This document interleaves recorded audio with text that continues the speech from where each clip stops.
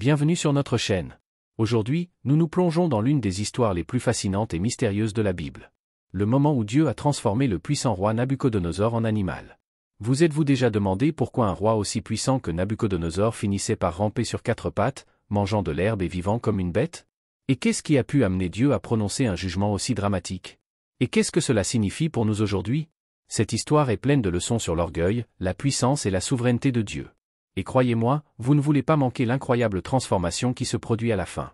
Ce qui est arrivé à Nabuchodonosor nous enseigne encore aujourd'hui de précieuses leçons. Et la vérité révélée dans cette histoire pourrait complètement changer votre façon de voir le succès, l'humilité et le rôle de Dieu dans votre vie. Avant de commencer, assurez-vous d'appuyer sur le bouton j'aime si vous avez hâte d'apprendre quelque chose de nouveau. Et n'oubliez pas de vous abonner pour ne manquer aucune de nos prochaines vidéos qui révèlent de puissantes vérités de la Bible. Restez jusqu'à la fin, où nous discuterons de ce que l'expérience d'humiliation de Nabuchodonosor signifie pour vous et comment elle s'applique à notre marche quotidienne avec Dieu. Nous aimerions également avoir de vos nouvelles. Dites-nous dans les commentaires quelle leçon de cette histoire retient le plus votre attention. Et n'hésitez pas à partager cette vidéo avec vos amis et votre famille pour qu'eux aussi soient enthousiasmés par la sagesse de Dieu. Immergeons-nous pleinement et découvrons pourquoi Dieu a transformé le roi Nabuchodonosor en animal. Avant d'aborder la transformation de Nabuchodonosor en animal, examinons de plus près qui était ce roi et pourquoi son histoire est si importante. Le roi Nabuchodonosor II n'était pas n'importe quel roi. Il était l'un des dirigeants les plus puissants et les plus influents du monde antique. Royaume environ de l'an 605 à 562 avant J.C. et pendant son mandat, Babylone atteignit l'apogée de sa puissance, devenant l'un des empires les plus renommés de l'histoire. Babylone, sous le règne de Nabuchodonosor, était connue pour sa vaste richesse, ses prouesses militaires et ses étonnantes prouesses architecturales. Les jardins Colgantes de Babylone, considérés comme l'une des 7 merveilles du monde antique, sont peut-être les plus célèbres d'entre eux. Bien que les historiens débattent de leur existence, la légende des jardins symbolise la grandeur et le luxe de Babylone sous le règne de Nabuchodonosor. Et Nabuchodonosor étendit son empire en conquérant de nombreuses nations voisines, dont Juda, le royaume du peuple élu de Dieu. En 586 avant J.C., il dirigea la destruction de Jérusalem, la ville sainte des Juifs, détruisant ses murs, incendiant le temple et emmenant les Israélites en captivité. Cet événement, connu sous le nom d'exil babylonien, fut un moment charnière dans l'histoire biblique, car il marqua l'accomplissement des avertissements de Dieu aux Israélites concernant leur désobéissance selon le livre des rois. Chapitre 24, versets 10 à 16, d'après le livre des rois. Chapitre 25, versets 1 à 21. L'héritage de Nabuchodonosor en tant que conquérant et bâtisseur a fait de lui une figure centrale sur la scène mondiale de l'époque. Mais sa relation avec le Dieu d'Israël est ce qui ressort le plus dans la Bible. Ses interactions avec les exilés juifs, en particulier avec Daniel, Sadrach, Meshach et Abednego, nous offrent un aperçu profond de son caractère. Bien qu'il soit un roi païen qui adorait de nombreux dieux, Nabuchodonosor a eu plusieurs rencontres avec le vrai Dieu, le Dieu d'Israël. Ces rencontres ont façonné le cours de sa vie et ont finalement conduit à son expérience d'humiliation.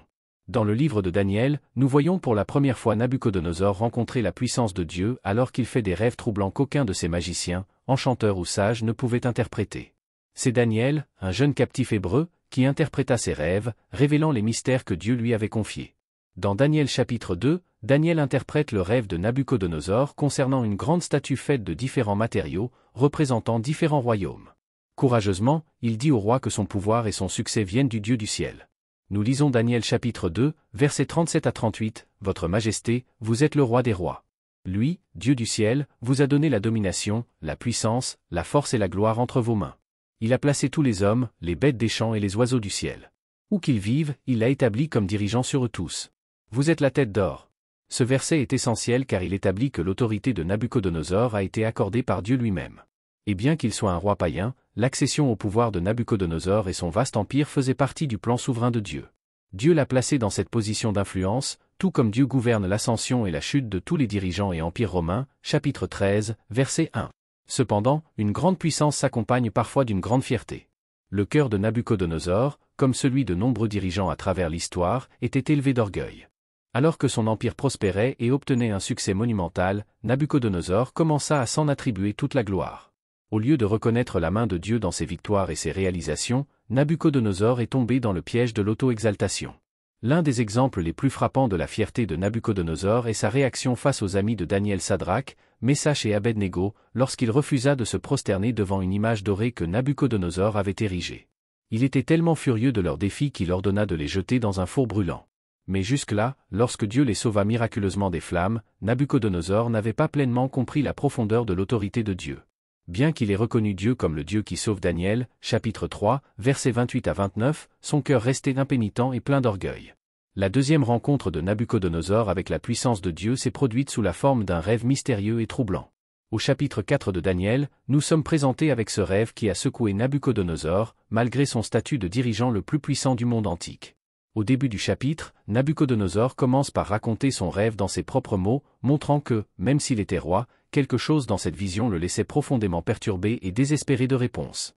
Une fois de plus, comme dans les situations précédentes, il convoqua les sages, astrologues et magiciens de Babylone pour interpréter le rêve.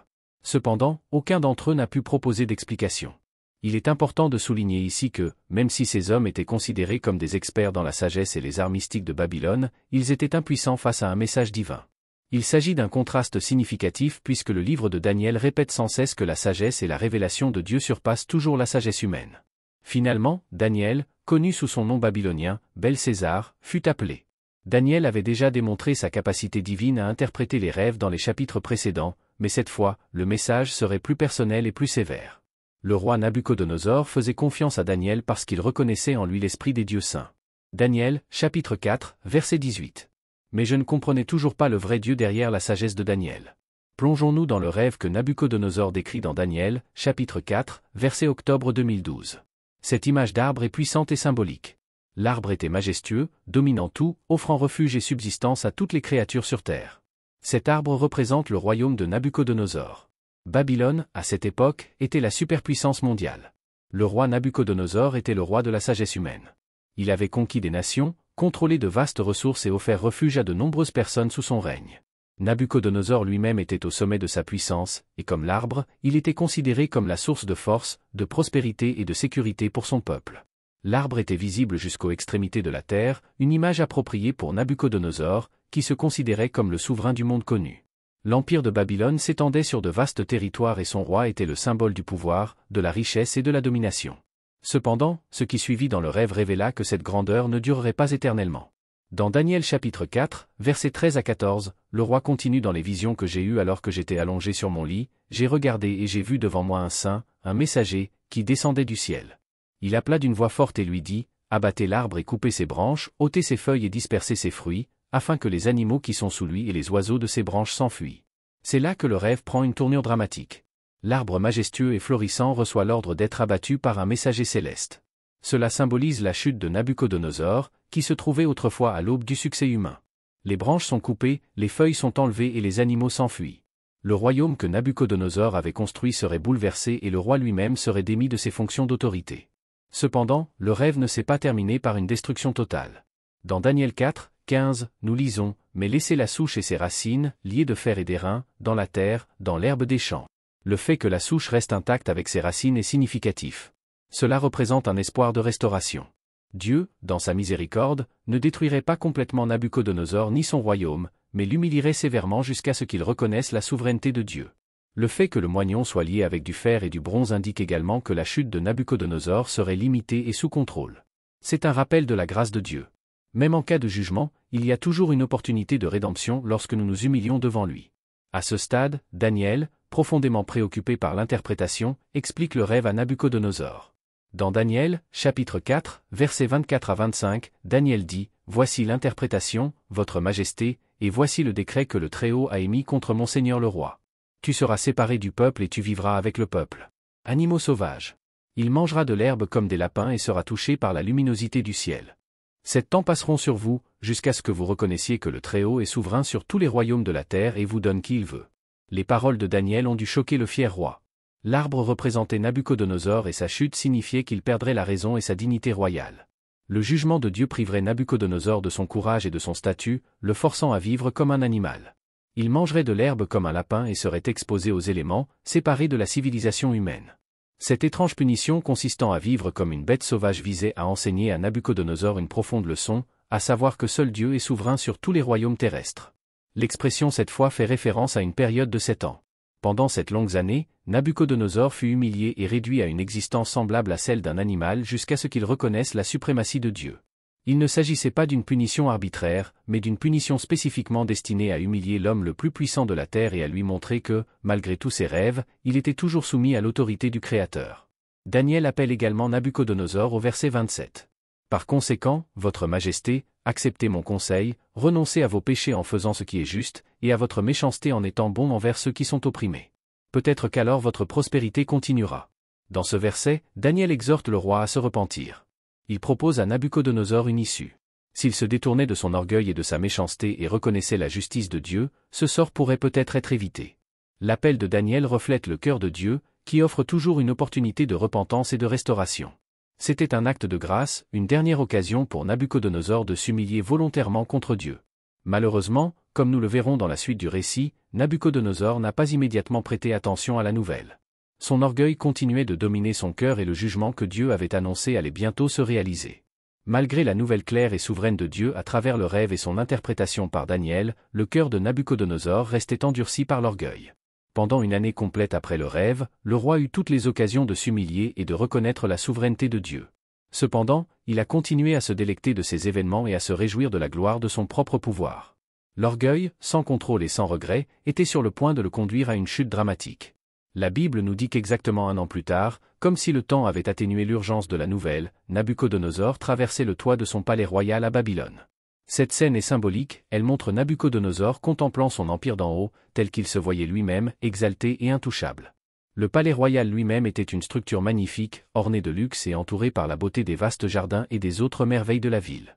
De ce point de vue, Nabuchodonosor ne put s'empêcher de faire une déclaration qui révélait la profondeur de son arrogance. Dans Daniel 4, 30, Nabuchodonosor s'exclame « N'est-ce pas la grande Babylone que j'ai construite comme résidence royale ? Avec ma grande puissance et à la gloire de ma majesté », ces paroles résument l'orgueil qui avait saisi le cœur de Nabuchodonosor. Sa déclaration montre qu'il croyait que la grandeur de Babylone était uniquement le résultat de sa propre puissance et cherchait à se glorifier par-dessus tout. Babylone, après tout, était le joyau du monde antique, ses murs étaient si larges que les chars pouvaient les traverser. La ville était un centre commercial, culturel et militaire. Ses temples, palais et jardins étaient considérés comme des merveilles architecturales. La richesse de Babylone était immense et Nabuchodonosor croyait qu'il en était le cerveau. Mais il y a un problème flagrant dans la mesure où la vantardise de Nabuchodonosor a complètement ignoré le rôle de Dieu dans son succès. Comme Daniel l'avait rappelé précédemment dans Daniel chapitre 2, versets 37 à 38, la puissance de Nabuchodonosor avait été donnée par Dieu. Sa domination n'était pas quelque chose qu'il avait atteint par lui-même, mais un don du Tout-Puissant. Cependant, au lieu de reconnaître Dieu, l'orgueil de Nabuchodonosor lui a fait croire que ses réalisations étaient le résultat de sa propre puissance, de sa sagesse et de sa force. Il n'a pas compris que Dieu lui avait permis d'accéder au pouvoir dans un but précis et que le souverain suprême de tous les royaumes est Dieu lui-même. Mais le jugement de Dieu fut rapide et décisif. À peine ces paroles arrogantes eurent-elles quitté les lèvres de Nabuchodonosor qu'une voix venue du ciel interrompit son fier rêve. Dans Daniel, chapitre 4, versets 31 à 32, nous lisons que la parole était encore sur les lèvres du roi, lorsqu'une voix vint du ciel, « Voici ce qui vous a été décrété. » Ce jugement divin s'est manifesté sous la forme d'une chute publique et humiliante du pouvoir. Nabuchodonosor perdit instantanément son autorité royale.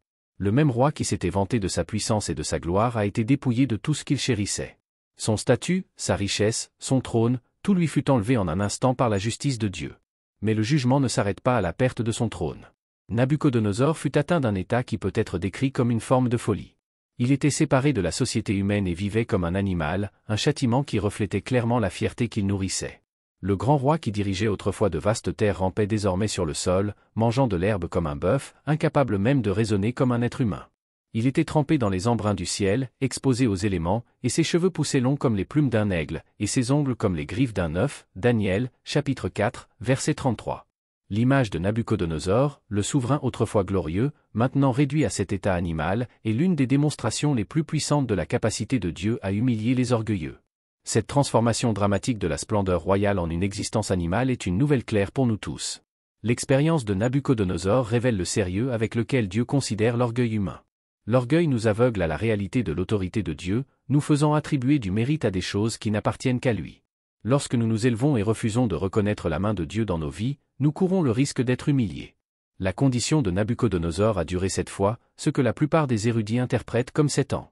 Durant cette période, il était complètement séparé de la société, vivant dans l'isolement, déconnecté du trône et du royaume qu'il dirigeait autrefois.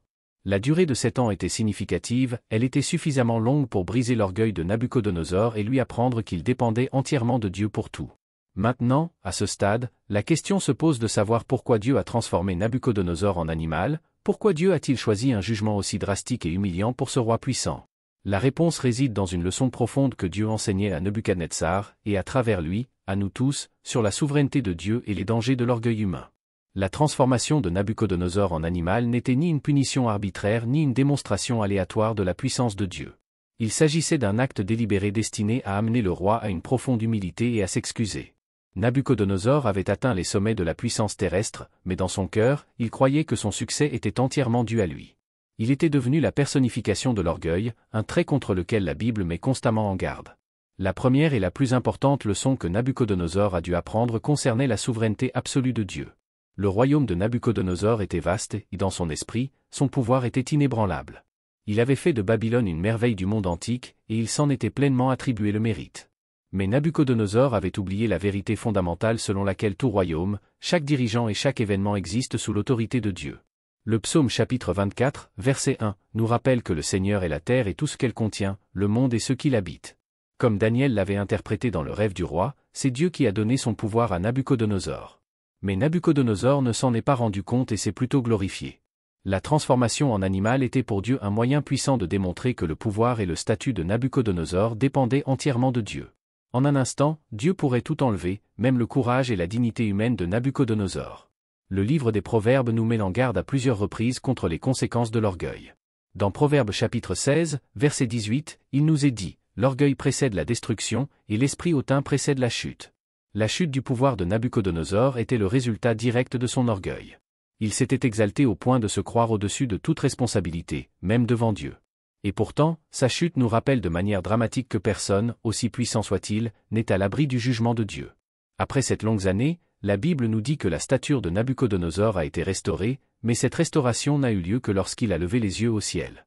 Dans Daniel chapitre 4, versets 34 à 35, Nabuchodonosor rapporte qu'à la fin de ce temps, moi, Nabuchodonosor, j'ai levé les yeux au ciel, et ma raison m'est revenue. Puis j'ai loué le Très-Haut, j'ai honoré et glorifié celui qui vit éternellement. Sa domination est une domination éternelle. Son royaume demeure de génération en génération. Tous les habitants de la terre sont considérés comme rien. Il fait ce qu'il veut avec l'armée du ciel et les habitants de la terre. Personne ne peut l'arrêter ni lui dire ce qu'il a fait. Ce passage est incroyablement puissant car il montre le changement dramatique dans le cœur de Nabuchodonosor. Le fier roi qui se vantait autrefois de sa propre grandeur se vantait et glorifiait maintenant Dieu, reconnaissant que le royaume de Dieu est éternel et que sa puissance est inégalée. Nabuchodonosor réalisa que seul Dieu avait le pouvoir de susciter des rois et de les renverser. Il a reconnu que tout ce qu'il avait et tout ce qu'il était appartenait à Dieu. Ce n'est qu'après que Nabuchodonosor eut reconnu la souveraineté de Dieu que son autorité fut restaurée et que son royaume lui fut restitué. La miséricorde et la grâce de Dieu sont toujours disponibles, mais elles exigent que nous nous humilions et reconnaissions son autorité sur nos vies. L'histoire de Nabuchodonosor n'est pas seulement un conte ancien, elle revêt une pertinence intemporelle pour nous aujourd'hui. La fierté reste l'une des tentations les plus dangereuses auxquelles nous sommes confrontés. Qu'il s'agisse de la fierté de nos carrières, de nos étudiants ou de nos postes, la leçon est claire. Tout ce que nous possédons vient de Dieu, et sans lui nous ne sommes rien. Lorsque nous commençons à nous exalter et à oublier notre dépendance à l'égard de Dieu, nous nous préparons à la chute. Cependant, la bonne nouvelle est que, comme pour Nabuchodonosor, l'humiliation de Dieu n'est pas destinée à nous détruire, mais à nous sauver. Il nous humilie afin que nous puissions être élevés dans sa grâce. L'histoire de Nabuchodonosor nous rappelle avec force que la vraie grandeur se trouve dans l'humilité et dans la reconnaissance de la souveraineté de Dieu sur nos vies. Merci de nous accompagner dans ce voyage à travers l'histoire de Nabuchodonosor. Si vous avez appris quelque chose de précieux aujourd'hui, merci de liker cette vidéo et d'envisager de vous abonner à notre chaîne pour plus d'informations bibliques. Laissez un commentaire ci-dessous sur la leçon qui a le plus retenu votre attention et partagez cette vidéo pour encourager les autres à apprendre la sagesse de la Bible. Que Dieu vous bénisse et rappelez-vous que le chemin vers la vraie grandeur réside dans l'humilité devant notre Dieu Tout-Puissant.